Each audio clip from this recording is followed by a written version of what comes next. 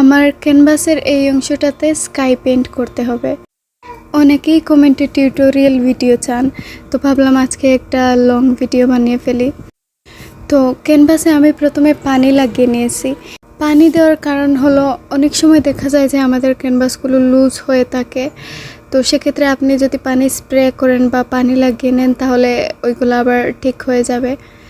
আর sky পেইন্টিংয়ের ক্ষেত্রে আপনারা যে কালারই ইউজ করেন না কেন, সবসময় নিচের কালারটাকে একটু ব্রাইট রাখার চেষ্টা করবেন, আর উপরের কালারটা হালকা একটু ডিপ হবে। মেঘ দেওয়ার জন্য এখানে আমি ছোটো একটা স্পঞ্জ ব্যবহার করেছি। আপনারা চাইলে ব্রাশ দিয়েও করতে পারেন, তবে স্পঞ্জ দিয়ে আপনি কালারটাকে ভালোভাবে ব্লেন্ড করতে পারবেন। আর আরেকটা বিষয় খেয়াল রাখবেন যে আপনারা প্রথমে স্কাই কালারটা দেওয়ার পর ওইটা শুকানোর অপেক্ষা করবেন।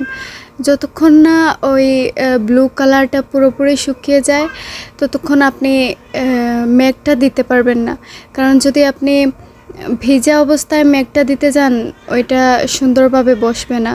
আমি সবসময় শর্ট ভিডিওগুলোই বানিয়ে থাকি, আর বড় ক্যানভাসগুলো দেখে অনেকেই টিউটোরিয়াল ভিডিও চান।